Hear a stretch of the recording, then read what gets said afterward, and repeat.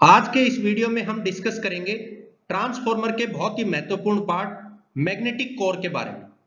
Magnetic core जो कि transformer में मैग्नेटिक फ्लक्स को इजीली फ्लो होने में हेल्प करती है, इसके बारे में कंप्लीट डिटेल में डिस्कस करेंगे। सबसे पहले बात करते हैं ट्रांसफॉर्मर की मैग्नेटिक कोर के फंक्शन के बारे में कि ये ट्रांसफॉर्मर के अंदर क्या फंक्शन करती है।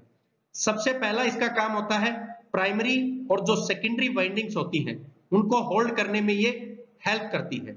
आप जैसा कि फिगर में देख सकते हैं, यहाँ पे ये ट्रांसफॉर्मर की कोर है और कोर के ऊपर वाइंडिंग है। तो ये जो वाइंडिंग्स है, इन वाइंडिंग्स को होल्ड करने में हेल्प करती है ट्रांसफॉर्मर की मैग्नेटिक कोर। यहां से आप समझ पाएंगे आराम से कि ये जो कोर है अलग अलग पार्ट्स में बनी हुई है। यहाँ पे एक पार्ट, फिर दूसरा पार्ट, फिर तीसरा पार्ट, फिर चौथा, इस प्रकार से पार्ट्स बाय पार्ट्स बनी हुई है। इसका भी एक अपना फंक्शन होता है। इसका ये मेन फंक्शन होता है कि लॉसेस को रोक सके। लॉसेस जो होंगे उनको स्टॉप करने के लिए इनको इंडिविजुअली कोर को अलग अलग पार्ट्स में बनाया जाता है। इसके बाद इसके ऊपर वाइंडिंग लगाई जाती है। जो वाइंडिंग है एक प्राइमरी होती है और दूसरी सेकेंडरी वाइंडिंग। किसी केस में प्राइमरी वाइंडिंग ऊपर होती है और उसके नीचे सेकेंडरी वाइंडिंग, किसी केस में इसके अपोजिट होता है। दूसरे पॉइंट पे बात करते हैं, यह मैग्नेटिक फ्लक्स के फ्लो को एक इजी पाथ प्रोवाइड करता है जिससे मैग्नेटिक फ्लक्स जो है वो आसानी से फ्लो हो सके। यही इसका बेसिक फंक्शन होता है ट्रांसफॉर्मर में कि आराम से जब मैग्नेटिक फ्लक्स का फ्लो होगा तो किसी भी प्रकार की प्रॉब्लम्स करंट में नहीं आएंगी।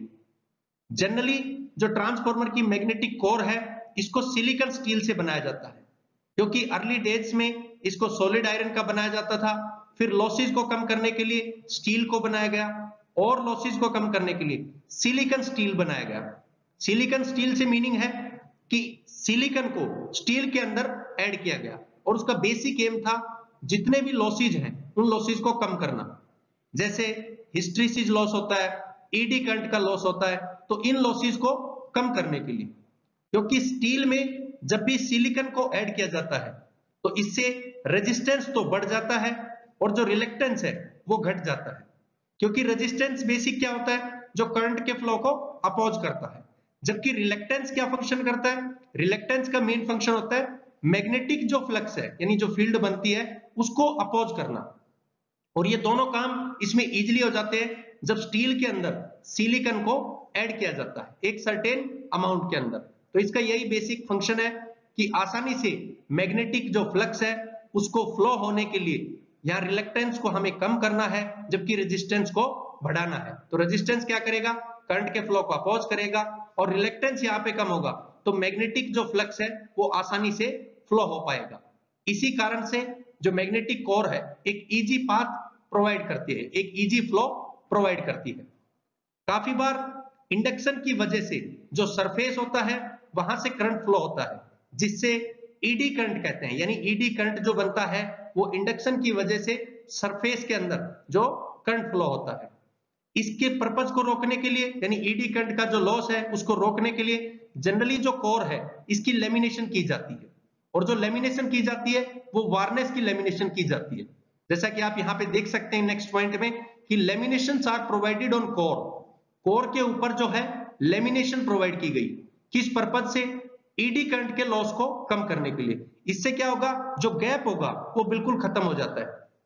तो यहाँ पे एक कोर है उसकी वार्निश 0.3 से 0.5 mm की जो थिकनेस है वो लेमिनेट की जाती है। इसके बाद दूसरी कोर को लेमिनेट किया जाता है, फिर तीसरी, इस प्रकार से जितनी नंबर ऑफ कोर्स है उन सभी को लेमिनेट किया जाता है जिससे किसी भी प्रकार का लॉस ना हो। कंस्ट्रक्शन के अकॉर्डिंग ट्रांसफॉर्मर को यदि हम क्लासिफाई करें, वर्गों में बांटे, तो ये दो टाइप के होते हैं। एक होता है कोर टाइप और दूसरा होता है सेल टाइप। यानी एक की जो शेप है वो कोर के जैसी है और दूसरे की जो शेप है वो सेल जैसी है। अब यहाँ पे कोर टाइप की बात करते हैं। कोर टाइप का आपके सामने फिगर है, एक तरफ से यहाँ पे इनपुट है जो कि प्राइमरी वाइंडिंग्स है, फिर इसके नीचे सेकेंडरी वाइंडिंग्स है जो कि लोड के साथ में कनेक्ट की जाती है। इस केस में क्या होता है, winding wound surrounding the core.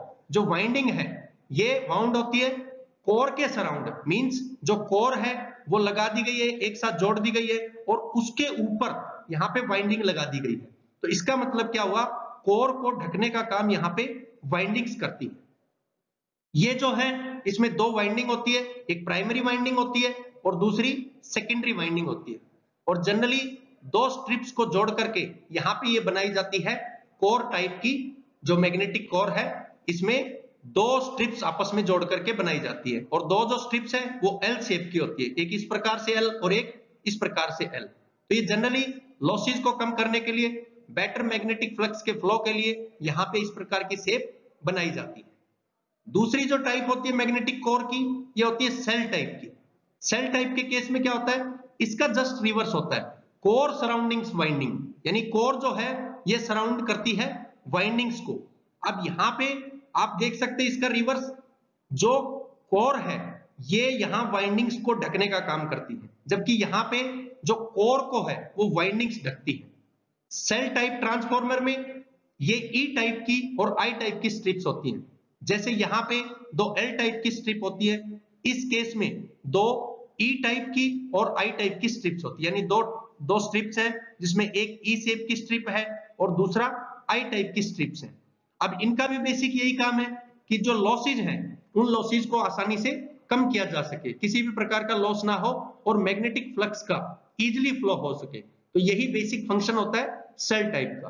तो कोर टाइप में कोर जो है उसको सराउंड करती है यहाँ पे वाइंडिंग्स, दूसरे केस में यहाँ पे कोर करती है वाइंडिंग्स को सराउंड, यानी कि ये ढकती है। तो ये थी बेसिकली कि मैग्नेटिक कोर क्या है, उसका बेसिक फंक्शन क्या है, किस कारण से मैग्नेटिक कोर को सिलिकॉन स्टील का बनाया जाता है और मैग्नेटिक कोर के अंदर यहाँ पे लेमिनेशन जो वार्निश की होती है वो क्यों बेसिकली प्रोवाइड की जाती है। थैंक यू दोस्तों।